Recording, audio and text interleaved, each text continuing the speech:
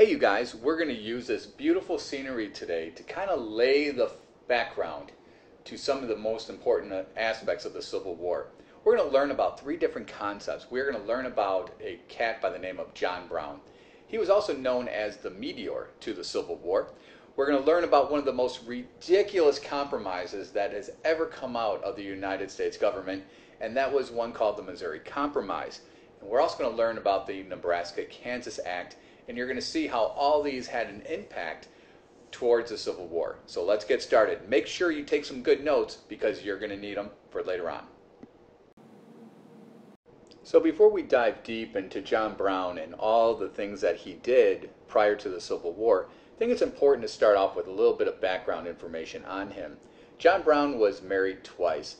He had already had 5 children, and then with his second wife he had 13 more kids. Now, it's important to know this because later on in life he went financially broke, and it's really not a surprise that he struggled financially early on with that many children. It's also important to know that John Brown was a very religious man, and he truly believed deep to his soul that he was speaking and acting through the will of God, through God's own words and wants. Keep that in mind for later on as you hear some of the things that he says and does. So here we are just at about the time of the Missouri Compromise, and what is this brilliant decision that our United States government came up with? Well, basically what it was is they drew an imaginary line across our nation, and they said if you were below this line, you were allowed to have slaves, and if you were above this line, you were free states. Now, I don't know about you, but I can't imagine anything that would go wrong. In my mind, I kind of make it very similar to sharing a room with a brother or a sister. And you take a piece of tape and you divide the room in half, and you say, this half of the room is yours and this half of the room is mine. Until you realize that someone's got to have to use the bathroom, and they're going to have to cross that line to get to the bathroom, and then what happens? The fighting starts all over again. So that's the Missouri Compromise for you in a nutshell. So it's important to know that John Brown was a diehard abolitionist. And remember, abolitionists were people that did not believe in slavery and wanted to see the end of it. Also keep in mind that he was a very religious man and start putting these two things together. It was at one point that another abolitionist by the name of Elijah Lovejoy, who published an anti-slavery newspaper, was shot and murdered by a group of pro-slavery people.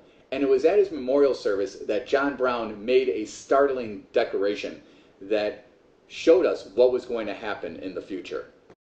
It was after this moment at Elijah P. Lovejoy's funeral that I made the declaration, here before God, in the presence of these witnesses, from this time I consecrate my life to the destruction of slavery.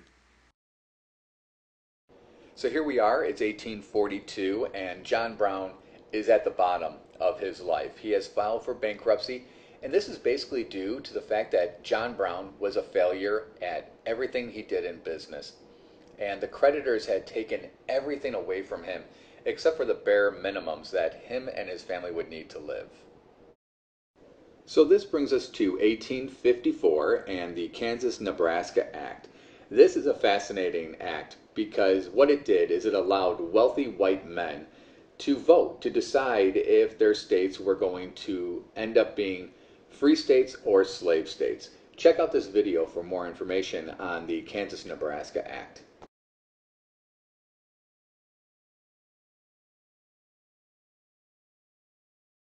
Railroads made shipping cheaper and more efficient and allowed people to move around the country quickly, and they had a huge backer, also a tiny backer, in the form of Illinois Congressman Stephen Douglas, who wanted a transcontinental railroad because 1, he felt it would bind the Union together at a time when it could use some binding, and 2, he figured it would go through Illinois, which would be good for his home state. But there was a problem. To build a railroad, the territory through which it ran needed to be organized, ideally as states, and if the railroad was going to run through Illinois, then the Kansas and Nebraska Kansas-Nebraska territories would need to become state-like, so Douglas pushed forward the Kansas-Nebraska Act in 1854. The Kansas-Nebraska Act formalized the idea of popular sovereignty, which basically meant that white residents of states could decide for themselves whether the state should allow slavery. Douglas felt this was a nice way of avoiding saying whether he favored slavery. Instead, he could just be in favor of letting other people be in favor of it.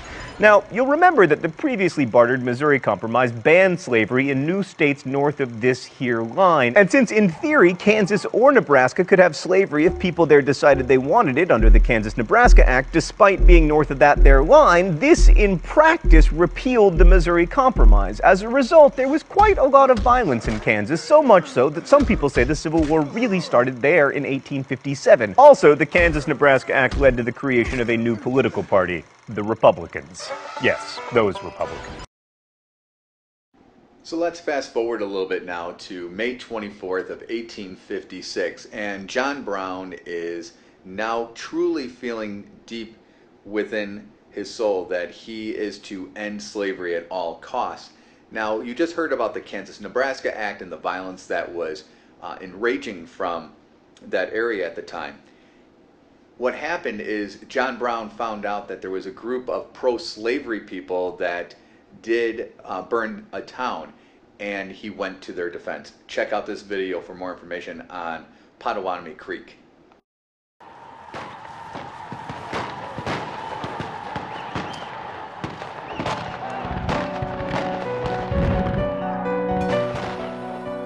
By 1856, the issue of slavery's expansion dominated American politics. All eyes looked to Kansas Territory, where the question was whether it enter the Union as a free or slave state. But for newly minted Kansans such as John Brown, the issue would be settled with guns, not debate. On May 21st, 1856, Lawrence, Kansas Territory, was raided and burned by 750 pro-slavery men. John Brown's two abolitionist rifle companies never made it to the town's defense. In response, Brown and a handful of his followers committed the infamous Potawatomi Massacre, killing 5 pro-slavery settlers with artillery broadswords and sparking terror across the country. 24-year-old Henry Clay Pate, a former Virginian, led the pro-slavery Westport Sharpshooters. They had been plundering Kansas territorial settlements at Franklin and Palmyra as retribution for the Potawatomi killings. They set out to capture Brown and his men, basing their operations from an old campsite along the Santa Fe Road, a place known as Blackjack. But Pate underestimated his older opponent. Brown heard that Pate's men were evicting Free State settlers at Osawatomie, his hometown. Brown went on the attack. On June 2, 1856, the American Civil War arguably began, though the Southern cannons would not blast Fort Sumter into submission for another 5 years. Almost 100 men fought a 3-hour pitched battle that ended with Pate's pro-slavery forces surrendering to John Brown. This fight became known as the Battle of Blackjack. After the smoke cleared, Pate would say, "I went to take Old Brown, but Old Brown took me." So as you can see, John Brown believes so strongly against slavery that he's willing to resort to violence. You heard about what happened at Potawatomi Creek, where he killed 5 pro-slavery members with broadswords. Those are those long, gigantic swords, and it was a brutal death. And then also that battle at Blackjack, which a lot of people argue was the start of the Civil War. But it even extends further than that. John Brown went to Harper's Ferry in Virginia. It was a military armory, and he was trying to take it over. And when he did, it was his hope by making this raid that slaves were going to rise up against their owners and join him. And things didn't exactly go his way. Check out this video to learn about why he's called the meteor of the Civil War and about Harper's Ferry, Virginia. John Brown wants to light the fuse. October 1859. Passionate in his hatred of slavery, Brown prepares to take the fight into the heart of the South. His plan, to capture the federal arsenal at Harper's Ferry, Virginia. the biggest collection of weapons in the South. 20,000 rifles, muskets, and pistols, worth almost $7 million today. He wants to arm Southern slaves and lead a slave rebellion. He's fighting alongside his 5 sons, all of them willing to die for their cause.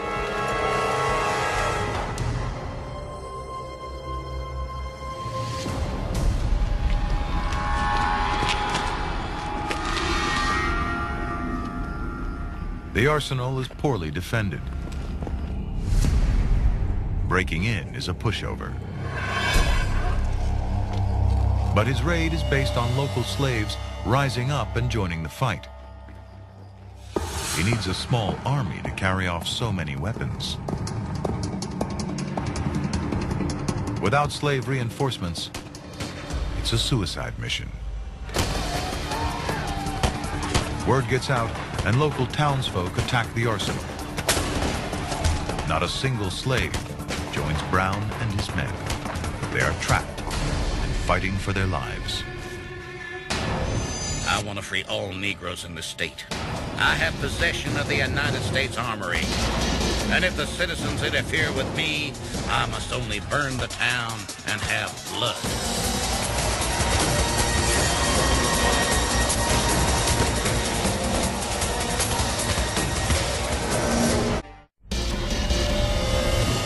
Radical abolitionist John Brown is trying to inspire a slave revolt. No slaves have joined him, and now he's trapped.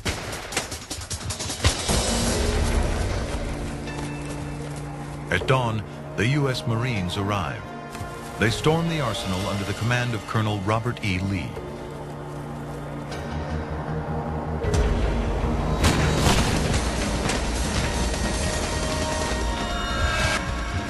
Brown won't go down without a fight.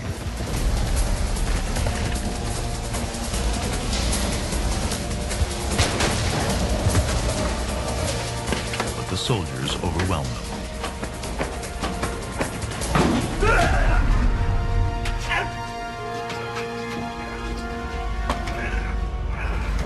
The fight against slavery has only just begun. But John Brown's crusade is over.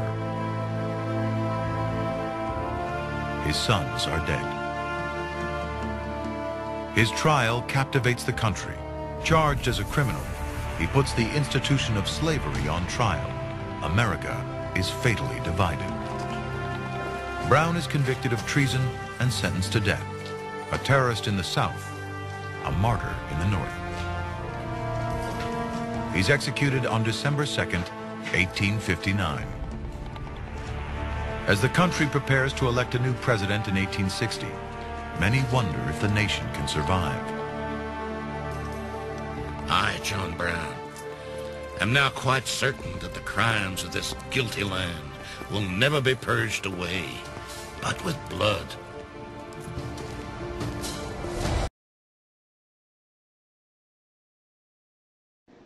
So John Brown was found guilty of treason back on November 2nd of 1859. But you have to understand, he didn't feel bad for his actions. He truly felt that he was doing the will of God, and he knew that slavery was wrong at the time and was willing to lay down his life and the life of his family. Then it was a month later, he was hanged for his crimes. There's an amazing speech that he gives at his trial, and you're going to see it reenacted on this video. Listen to his words carefully and put yourself in his mind. I think in the video you just watched, there was such a great line in there where they said he was considered a terrorist in the South and a martyr in the North. I wonder why that was. Abolitionists fought to end slavery, not just in words and letters, but in armed rebellion. In 1859, John Brown, a white opponent of slavery, hoped to set off a slave rebellion by seizing the arsenal at Harper's Ferry, Virginia. He was captured by a contingent of U.S. Marines. Brown was badly wounded, and several black members of his band were killed, as were 2 of his sons. Here, he addresses the court that would sentence him to hang. In the first place, I deny everything but what I have all along admitted. The design on my part to free the slaves. Had I so interfered in behalf of the rich, powerful, the intelligent, the so-called great, or any of that class, and suffered and sacrificed what I have in this interference, it would have been all right. And every man in this courtroom would have deemed it an act worthy of reward rather than punishment. I believe that to have interfered, as I have done, as I have always freely admitted I have done, was not wrong, but right. Now, if it is deemed necessary that I should forfeit my life for the furtherance of the ends of justice, and mingle my blood with the blood of my children, and with the blood of millions in this slave country, whose rights are disregarded by wicked, cruel, and unjust enactments, I submit, so let it be done.